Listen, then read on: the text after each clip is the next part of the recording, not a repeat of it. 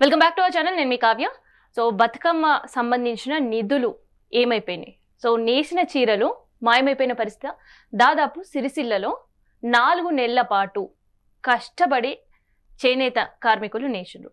So ప్రతి జిల్లాకి 30 లక్షల రూపాయలు బతుకమ్మ నిధులు మంజూరు చేస్తాము అని చెప్పిన మాటలు ఎక్కడ పోయినాయి? అండ్ దాంతోపాటు మెట్రో పరిస్థితి ఏంటి? అండ్ ఇప్పుడు అప్పుగా ఉండే ప్రతిదీ కూడా అంటే ఎల్ఎన్టీకి కావచ్చు, తర్వాత విద్యాశాఖ స్కాలర్షిప్లు 10,000 కోట్లు కావచ్చు, బతుకమ్మ నిధులు 300 కోట్లు కావచ్చు, ఇట్లా చెప్పుకుంటూ పోతే ప్రతి నిధులు కేటాయిస్తున్నారు. కానీ ప్రభుత్వం ఎందుకు వాటిని తుది దశ వరకు కూడా చేయలేకపోతుంది? ఇట్లాంటి విషయాలన్నీ కూడా తెలుసుకుందాం. ఇక ప్రజెంట్ మనతోటి బీఆర్ఎస్ స్పోక్ పర్సన్ నిఖిల్ రావు గారు ఉన్నారు, మాట్లాడారు. నమస్తే అండి. నమస్తే. ఏంటి అసలు స్కీమ్స్ అన్ని ఏమైపోతున్నాయి తెలంగాణలో?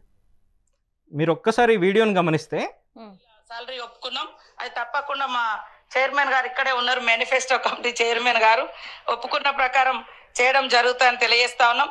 మా మేనిఫెస్టోలో పెట్టిన విధంగా అంగన్వాడీలకు 18,000 సాలరీ ఒప్పుకున్నాం, అది తప్పకుండా మా అసెంబ్లీ సాక్షిగా మీరే ఈ రకంగా మాట్లాడుతూ ఉంటారు. 18,000 సాలరీ ఒప్పుకున్నారు, కానీ ఇంప్లిమెంట్ చేయడానికి వాళ్ళకి ఇంకా కొంచెం ఎప్పుడు చేస్తారు? 100 రోజుల లోపు ప్రతి హామీని ఇంప్లిమెంట్ చేస్తామని ఇదే కార్డులో రాసిండ్రు కదా. ఇది రాసినాడు తెలియదు ఆ విషయం. లోటు బడ్జెట్ లో ఉంది, ఇవ్వలేకపోతే ఎవరు చెప్పిండ్రు లోటు బడ్జెట్ అని? ఒకటి మేము ఇంప్లిమెంట్ ఇప్పుడు కూడా మేము అంగన్వాడీలకి జీతం పెంచము అని చెప్పట్లేదు, పెంచుతామనే చెప్తున్నారు కదా.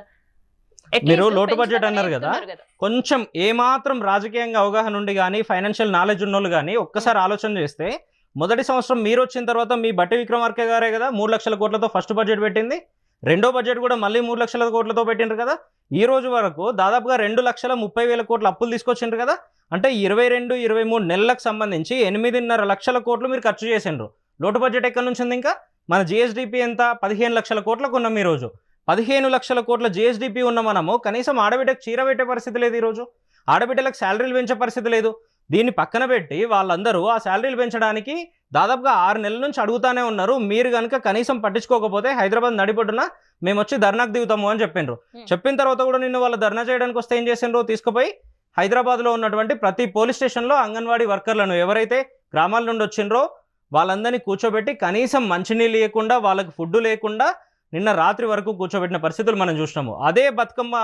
ఇదే బతుకమ్మ సీజన్లో ఆడబిడ్డలను గౌరవించుకోవాల్సిన మనము పోలీస్ స్టేషన్లో కూర్చోబెట్టి వాళ్ళకి కనీసం మంచినీళ్ళు కానీ బేసిక్ సౌకర్యాలు కూడా ఇవ్వకుండా వాళ్ళని ఇబ్బంది పెట్టినాం. ఈ రకంగా ముఖ్యమంత్రి గారు ఆలోచన చేస్తూ ఉంటారు. కానీ అదే లేడీస్ ఏం చేసిండ్రు, అదే మహిళలు ఏం చేసిండ్రు? ఈరోజు చాకలి ఐలమ్మ బర్త్డే అని చెప్పుకుంటూ ఉంటాం కదా మనము, తన జయంతి అని చెప్పుకుంటూ ఉంటాం కదా.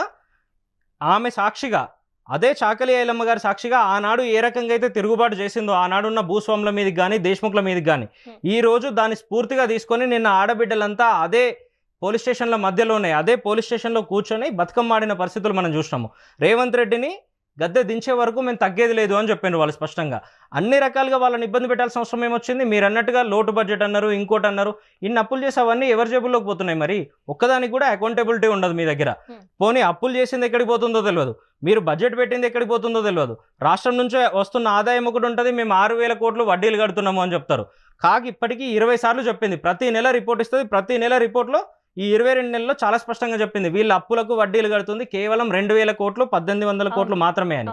మరి 6,000 కోట్లు 7,000 కోట్లని ఎవరికి చెప్తా ఉన్నారు మీరు? ఆ డబ్బులన్నీ ఎవరి జేబుల్లోకి పోతున్నాయి? మీ జేబుల్లోక, మీ అన్నదమ్ముల జేబుల్లోక, మీ మంత్రుల జేబుల్లోకి పోతా ఉన్నాయా? ఆడబిడ్డలను గౌరవించుకోలేని ప్రభుత్వం ఈ ప్రభుత్వం ఉంటే ఎంత పోతే ఎంత? ఇది గత ప్రభుత్వంలో అసలు ఇటువంటి స్కీమ్ లేకున్నా కూడా స్వయంగా గౌరవించుకోవాలన్న ఆలోచన చేసి కేసీఆర్ గారు ప్రతి ఇంట్లో పెద్ద కొడుకుగా లేదంటే మేనమామగా ఆలోచన చేసి ప్రతి ఇంటికి పంపిండు చీరలను. ఈరోజు దాన్ని మొత్తం పక్కన పెట్టి కనీసం ఇచ్చే పరిస్థితి లేదు. దానికి సంబంధించి డబ్బులు రిలీజ్ చేసినామన్నారు, ఇంకోటి చేసినామన్నారు. ఫైనల్గా నిన్న చేతులు ఎత్తేసిండ్రు. ఇదేనా మీరు మహిళలకు ఇచ్చే గౌరవం? కోటీశ్వరులను చేస్తామన్నది పక్కన పోయింది, చీరలు ఇచ్చేది పక్కన పోయింది. ఇంకొక ఇంట్రెస్టింగ్ కామెంట్ చేసింది, అసలు బీఆర్ఎస్ కి మహిళల గురించి మాట్లాడే నైతిక అర్హత లేదు. మేము చీరలు ఇచ్చినాం కాబట్టి. ఎందుకు అనంటే కవితమ్మ అంటేనే బతుకమ్మ, బతుకమ్మ అంటేనే కవితమ్మ అన్న బీఆర్ఎస్ వాళ్ళు ఇవాళ కవితని బీఆర్ఎస్ పార్టీలకు వెళ్ళి బయటకి నెట్టేసిర్రు. వాళ్ళకేం నైతిక హక్కు ఉంది మహిళల గురించి, తెలంగాణ ఆడపడుచుల చీరల గురించి మాట్లాడడానికి అని? ఏమంటారు మీరు? మంచి ప్రశ్న అడిగినారు మీరు. నేను అడగట్లేదు, ఐఎమ్ నాట్ ఆస్కింగ్. ఇది సీతక్క గారు చేసిన కమెంట్. సరే, మంచి ప్రశ్న. సీతక్క కూడా మంచి ప్రశ్న అడిగినారు. కవిత గారు గతంలో మా పార్టీలో ఉన్నప్పుడు మా పార్టీ తరపున బతుకమ్మ ఆడినరు. మా పార్టీకి అఫిలియేటెడ్గా జాగృతి అని ఒక వింగ్ ఉండే, ఆ వింగ్ తరపున ఆడినరు. ఈ రోజు కవిత గారు బయటికి పోయిన తర్వాత మేము బతుకమ్మను వదిలేయలేదు కదా. మా పార్టీలో ఉన్న ప్రతి మహిళా కార్యకర్తను, ప్రతి మహిళా నాయకురాల్ని, ప్రతి మహిళ మాజీ శాసనసభ్యులు, ప్రస్తుత శాసనసభ్యులు వీళ్ళందరినీ పిలిచి వీళ్ళందరినీ గౌరవించుకొని వీళ్ళందరూ గత 4-5 రోజుల నుండి బతుకమ్మ ఫెస్టివల్ ఎప్పటి నుండి స్టార్ట్ అయిందో ఆ రోజు నుండి ఈ రోజు వరకు తెలంగాణ భవన్ దగ్గర మా పార్టీ కార్యాలయం దగ్గర మొదలుపెట్టి నిన్నగాక మొన్న పీపుల్స్ ప్లాజా దగ్గర ట్యాంక్ బండ్ పక్కన మొదలుపెట్టి రాష్ట్రంలో దాదాపుగా ప్రతి నియోజకవర్గంలో పార్టీ తరఫున మేము ఎక్కడ తీసిపోని విధంగా సెలబ్రేషన్స్ చేస్తూ ఉన్నాం. మా నాయకురాళ్ళందరూ పోయి ఆడుతూ ఉన్నారు బతుకమ్మలు. ఎక్కడ మేము బతుకమ్మను గౌరవించకపోవడం కానీ ఇంకోటి కానీ చేయలేదు.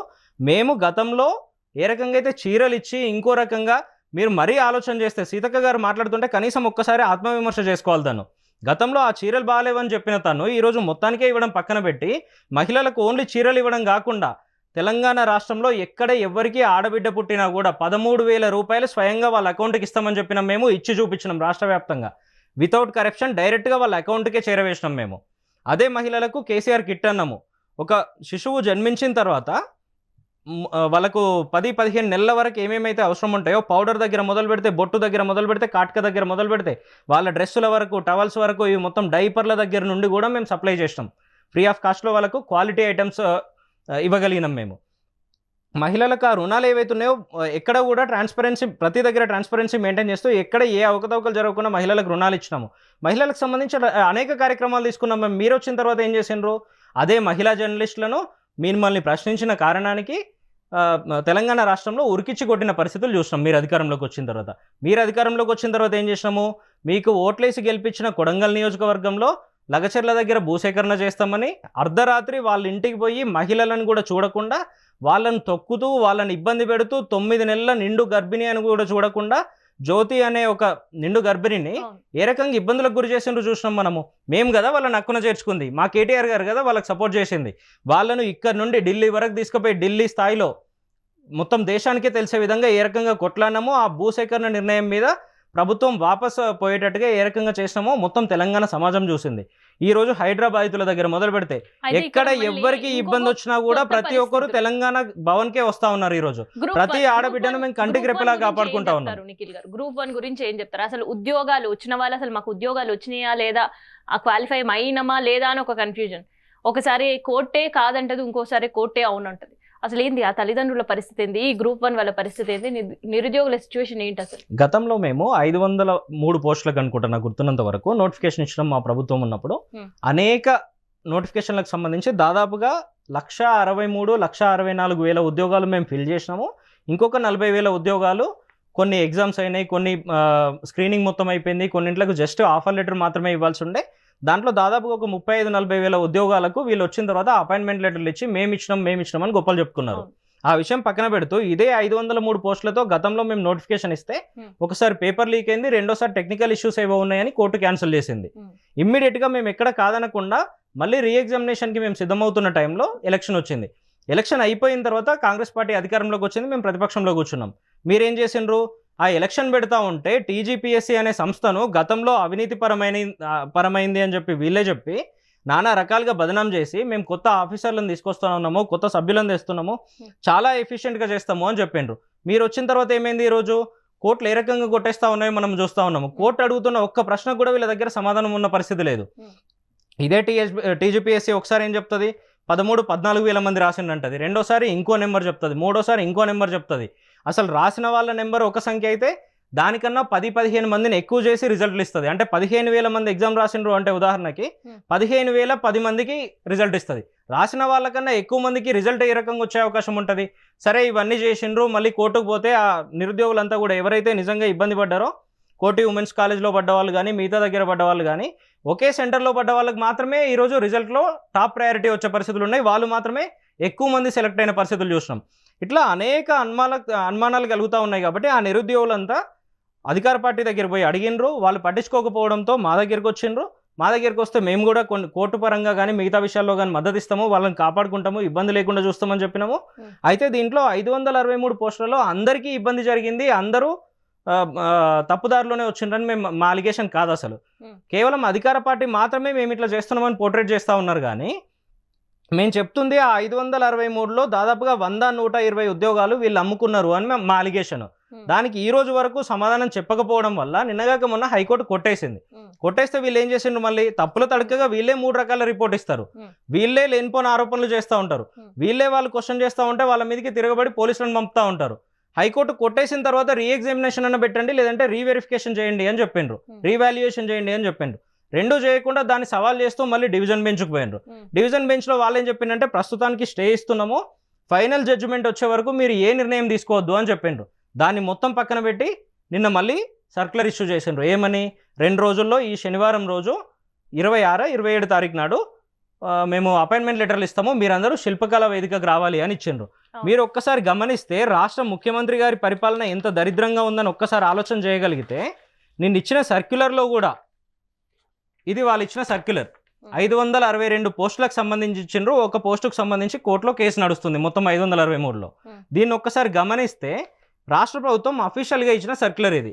దీంట్లో మెయిన్స్కి సంబంధించి గ్రూప్ 1కి సంబంధించిన ఎగ్జామ్, దాంట్లో మెయిన్స్ ఉంటుంది, ప్రిలిమ్స్ ఉంటుంది. ఆ మెయిన్స్కి సంబంధించిన స్పెల్లింగ్ కూడా తప్పు రాసిండ్రు వీళ్ళు. అంటే రాష్ట్ర ప్రభుత్వం దగ్గర అసలు అడ్మినిస్ట్రేషన్ పనిచేస్తుందా, అధికారులు ఉన్నారా, ఇది కూడా వాళ్ళ పార్టీ నాయకులే రాసి పంపుతా ఉన్నారా అనే అనుమానాలు కలుగుతూ ఉన్నాయి ఈరోజు. దీంట్లో మెయిన్స్ అని ఒకటి తప్పు రాసిండ్రు, కొంచెం ముందుకు పోతే అగైనెస్ట్ అని మళ్ళీ తప్పు రాసిండ్రు. అంటే మీరు ఏం చేస్తూ ఉన్నారు? మీ పార్టీలో ఉన్నటువంటి జెడ్పీటీసీ స్థాయిలో ఉన్నోళ్ళో, లేదంటే ఎంపీపీ స్థాయిలో ఉన్నోళ్ళో, లోకల్ పార్టీ కార్యకర్తలు ఇట్లాంటి వాళ్ళు రాసి పంపిండ్రు అనే అనుమానాలు కలుగుతూ ఉన్నాయి. ఇట్లాంటివి 10 సార్లు జరిగినాయి కదా ఇప్పటికి. ఎన్నిసార్లు జరిగిన తర్వాత అభ్యర్థులకు మీ మీద అపనమ్మకం కాకపోతే ఏమొస్తుంది? మీ టీజీపీఎస్సీ ఏమో 3 సార్లు చెప్తుంది, 4 సార్లు చెప్తుంది.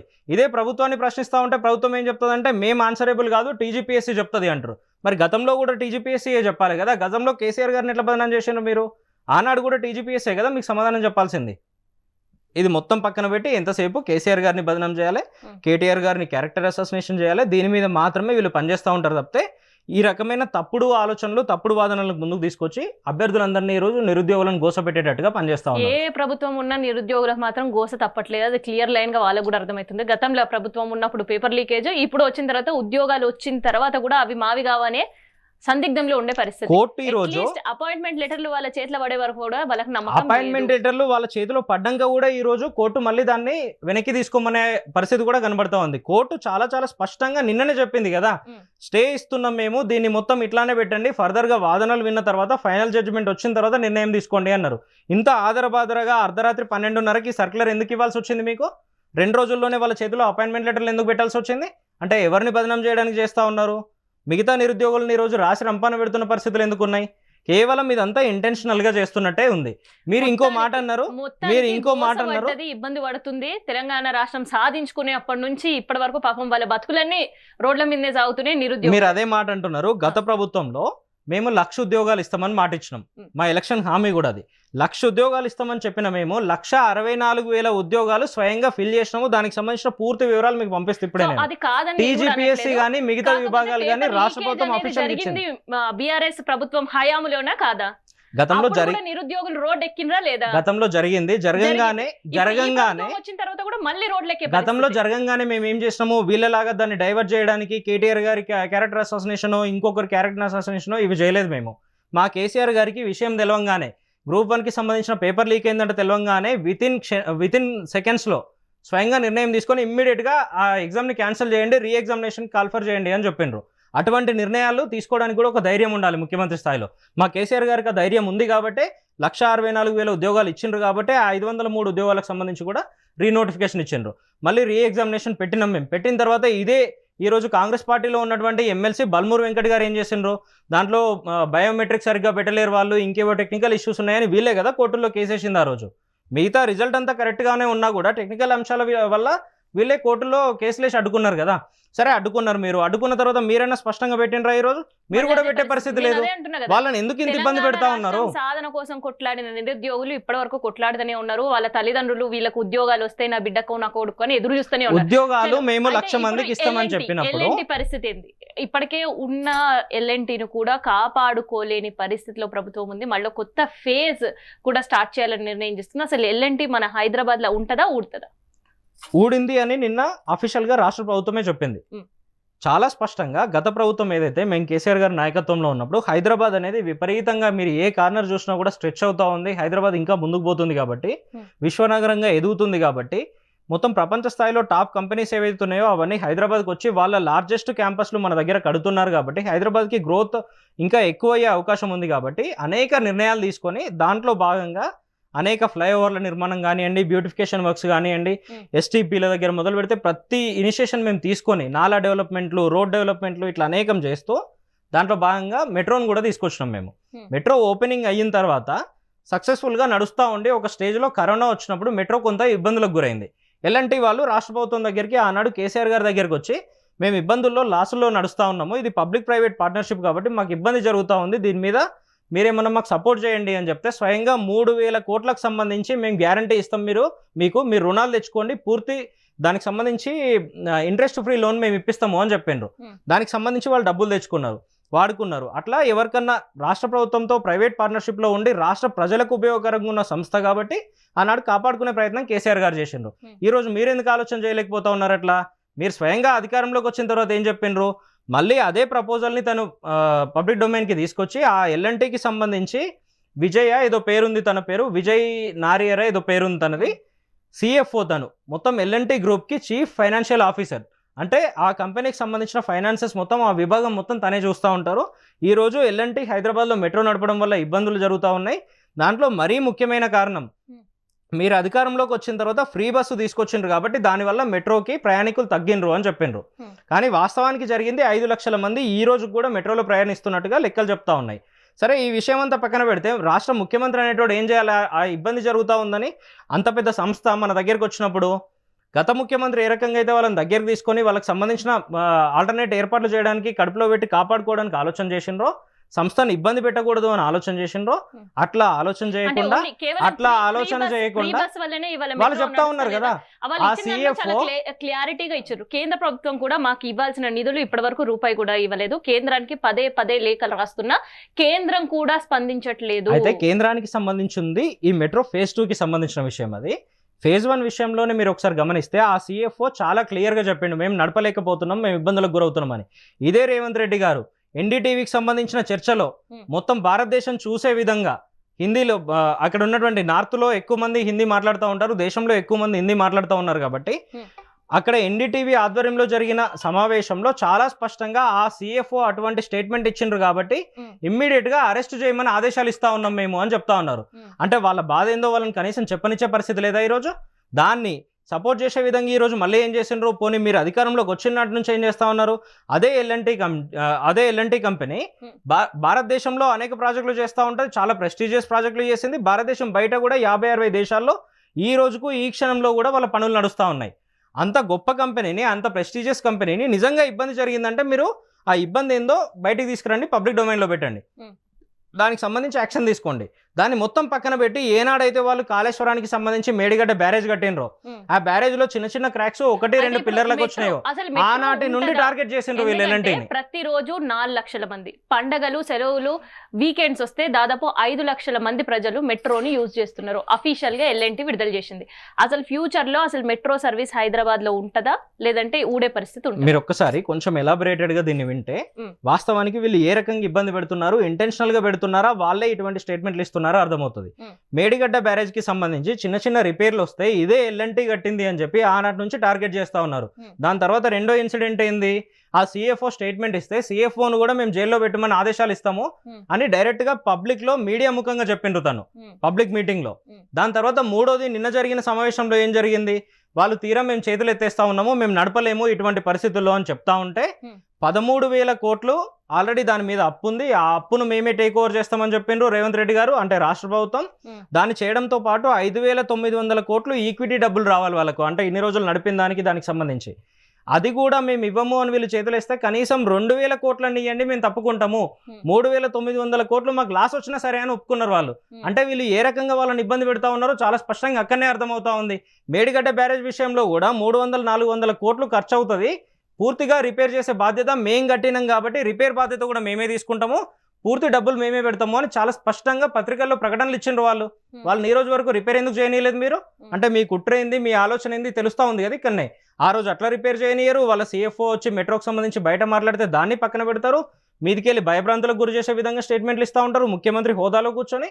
ఈ రోజు లాస్ట్కు వాళ్ళు చేతులు ఎత్తేసే పరిస్థితికి తీసుకొచ్చిండ్రు. కానీ గతంలో కేసీఆర్ గారు ఏం చేసిండ్రు, అదే మెట్రోను ఇంకా ఎక్స్టెన్షన్ ఎట్లా చేయాలని ఆలోచన చేసిండ్రు. ఈరోజు రాయదుర్గం వరకు వెస్ట్ కారిడార్లో సైబర్ టవర్స్ వరకు ఏదైతే ఉందో దాన్ని ఎక్స్టెండ్ చేయడానికి 2022లో నాకు గుర్తున్నంత వరకు డిసెంబర్ 9 నాడు కేసీఆర్ గారు స్వయంగా పోయి అక్కడి నుండి ఎయిర్పోర్ట్ వరకు వెస్ట్ కారిడార్కు సంబంధించి ఈరోజు గ్రోత్ కారిడార్ అయింది కాబట్టి అది మనకు రేపు పొద్దున ఎక్స్పాన్షన్ ఎక్కువ స్కోప్ అక్కడే ఉంది కాబట్టి దానికి సంబంధించి ఎక్కువ మంది నార్త్ ఇండియా మైగ్రేషన్స్ కానీ వివిధ దేశాల నుంచి వచ్చే వాళ్ళు కానీ ఉన్నారు కాబట్టి హైదరాబాద్ మన ఎయిర్పోర్ట్ వరకు రాయదుర్గం నుండి మెట్రో వేస్తే అందరికీ అందుబాటులో వస్తుంది. రేపు పొద్దున మెట్రోకి కూడా లాభాల బాటన పట్టే అవకాశం ఉంటుంది, సిటీ ఎక్స్పాన్షన్ ఎక్కువ అవుతుంది అని చెప్పిండ్రు.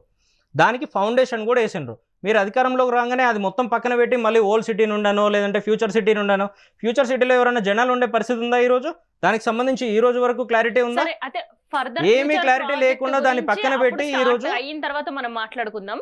అసలు ఇప్పుడు ఉండే పరిస్థితుల్లో ప్రస్తుత సిచ్యువేషన్స్ లో, ఎందుకంటే స్కాలర్షిప్లు 10,000 కోట్లు, ఆల్రెడీ ఆరోగ్యశ్రీ ఆగిపోయింది 1,400 కోట్లు, మరి ఎల్ఎన్టీ అయినా మెట్రో సర్వీసెస్ అయినా, ఎందుకంటే ఇవన్నీ కూడా ఫెస్టివల్ సీజన్స్, ఇప్పుడు ఉండే అవకాశం ఉంటుందా లేదంటే ఏ క్షణాలైనా మెట్రో కూడా చేతులు ఎత్తేస్తుందా? మీరు అంత వరకు పోయినరు, వాళ్ళకి కనీసం ఈ 13,000 కోట్లు, ఈ 2,000 కోట్లు, 5,900 కోట్లు పక్కన పెట్టండి.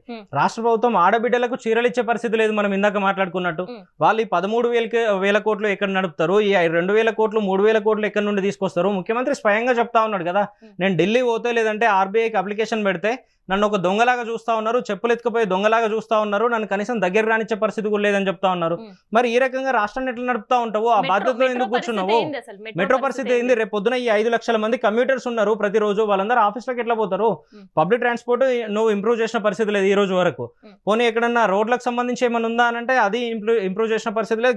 గతంలో మేము ఏవైతే ఫ్లైఓవర్లు నిర్మాణం చేసినావో ఈ రోజుకు దానికి సంబంధించిన రిబ్బన్లు కట్ చేసుకుంటూ తిరుగుతూ ఉన్నావు.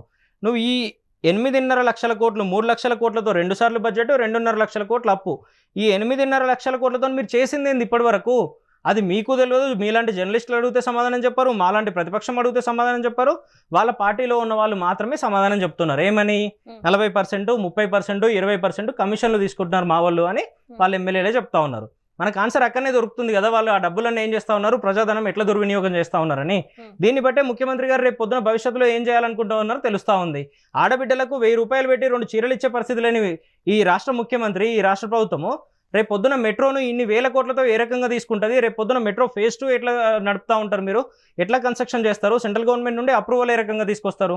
కట్టడానికి ఇంకెవరన్నా ముందుకొచ్చే అవసరం పరిస్థితి ఉంటుందా రాష్ట్ర ప్రభుత్వమే ఈ రకంగా ఇబ్బంది పెట్టిన తర్వాత? సో అది కూడా ఈ రోజు పక్కన పోయే పరిస్థితి కనబడతా ఉంది. అంటే మెట్రో ఏ క్షణాన ఆగిపోవడం గ్యారెంటీ చాలా క్లియర్ గా తెలుస్తా ఉంది కదా. ముఖ్యమంత్రి గారు ఇప్పటికైనా ఆలోచన చేసుకోవాలి ఇవన్నీ. అంటే అడ్మినిస్ట్రేషన్ పక్కన పెట్టి పక్క రాష్ట్రాలకు పోయి నేను గప్పాలు కొడతా ఉన్నా, లేదంటే వేరే రాష్ట్రాలకు పోయి ఎలక్షన్ ప్రచారాలు చేస్తా ఉన్నా, అవి కాదు నేను చేయాల్సింది. కొట్లాడి తెచ్చుకున్న రాష్ట్రంలో గత 10 ఏళ్లలో కేసీఆర్ గారు ఎట్లా పనిచేసిండ్రో దాన్ని ఇంకా గొప్పగా పనిచేసే విధంగా నేను ఎట్లా చేయాలి, నాకు లేక అవకాశం వచ్చింది, ఈ అవకాశాన్ని ఎట్లా నిలబెట్టుకోవాలి అనే విధంగా తన ఆలోచనలు ఉండాలి. కానీ తన ఆలోచనలు ఎంతసేపు కేసీఆర్ గారికి ఏదో అయిందట, కేటీఆర్ గారు ఇంకేదో చేసిండ్రట, కవిత గారు బయటికి పోవడం వల్ల టీఆర్ఎస్ పార్టీ మొత్తం కూలిపోయింది, టీఆర్ఎస్ పార్టీ ఇంకెప్పుడు భవిష్యత్తులో ఉండదు, ఇగో ఇటువంటి ఆలోచనల మీద తను ఫోకస్ చేస్తూ ఉన్నారు. ఆడబిడ్డల గురించి సోయి లేదు, కోటి మంది మహిళలను కోటీశ్వరులను చేస్తా అన్న దాని మీద సోయి లేదు, రాష్ట్రంలో ఉన్న గిరిజనులు, బీసీలు, దళితులు ఎవరి మీద సోయి లేని పరిస్థితి ఈరోజు ఏ రకంగా రాసి రంపన పెడుతున్నారు చూస్తూ ఉన్నాము. మీలాగా మాలాగా ప్రశ్నిస్తున్న కూడా ఏ రకంగా జైలు పాలు చేస్తూ ఉన్నారు, నిర్బంధాలు చేస్తూ ఉన్నారు, ఏ రకంగా జైలు గోడల మధ్య కూర్చోబెడతా ఉన్నారో చూస్తూ ఉన్నాం మనం. థ్యాంక్ యూ నిఖిల్ గారు. సో ఇదనమాట మొత్తానికి అయితే తెలంగాణ రాష్ట్రంలో ఏ పథకం అమలు చేసినా కూడా అది పూర్తి స్థాయిలో లేకుండా పోతుంది అని నిలువెత్తు నిదర్శనం మరోసారి బతుకమ్మ చీరల ఇష్యూతో బయటకు వచ్చిందని చెప్పొచ్చు. ఎందుకంటే ఒక్కొక్కరు ఒక్కొక్క సందర్భంలో ఒక్కొక్క హామీలు ఇచ్చిండ్రు బతుకమ్మ చీరల గురించి మహిళలకు. మొత్తానికైతే ప్రభుత్వం ఈసారి బతుకమ్మ చీరల విషయంలో చేతులు ఎత్తేసింది. సిరిసిల్లలో నేస్తున్నవి బతుకమ్మ చీరలు కాదు, యూనిఫామ్లు మాత్రమే అని మంత్రి సీతక్క అఫీషియల్ గా అనౌన్స్ చేసిన పరిస్థితి.